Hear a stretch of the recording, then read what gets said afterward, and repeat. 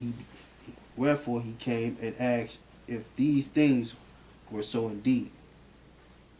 Then the high priest told him that there was such money, Salakias, laid up for the relief of widows and fatherless children. See, that was all for the widows and fatherless children. Call it alms. Yeah.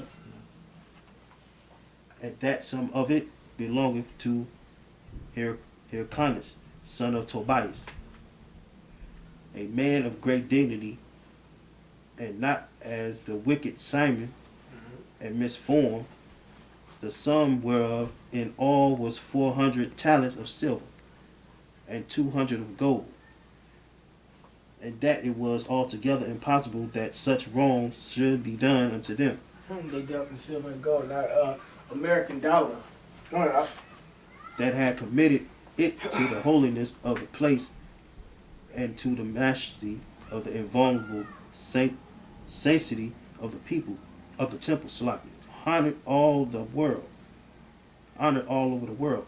The Helidorius became of the king's commandment given him, said that in any wise it must be brought into the king's treasury.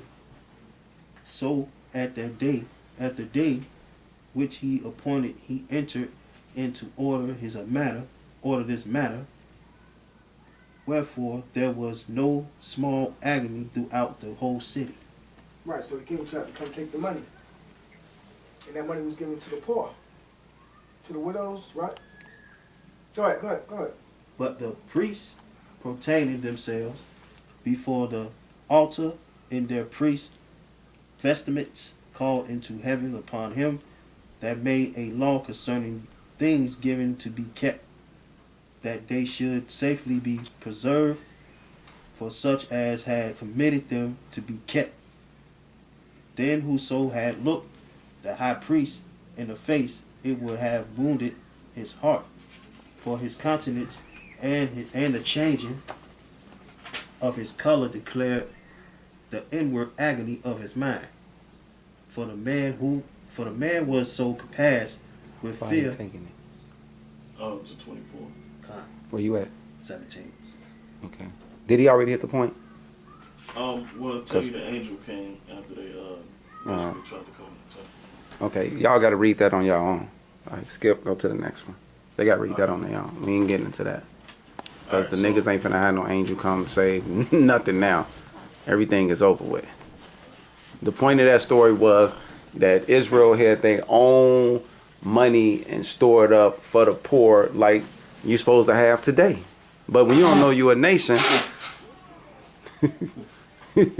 that right there tells it all right there. We gonna save up our own little money, our own little bank accounts. We don't give nobody shit. That's what's going on today. And that's why we ain't got shit. Right. Because that's that selfish shit. Go ahead, I y'all. don't know about them, but we doing good. Right. But your nation is poor as hell. So how you doing good? Right. Dumbass nigga. That's why they say even if you got a Benz, you still a nigga to them. Because your nation ain't shit. Well, that concludes that segment. The biblical economics on money and debts.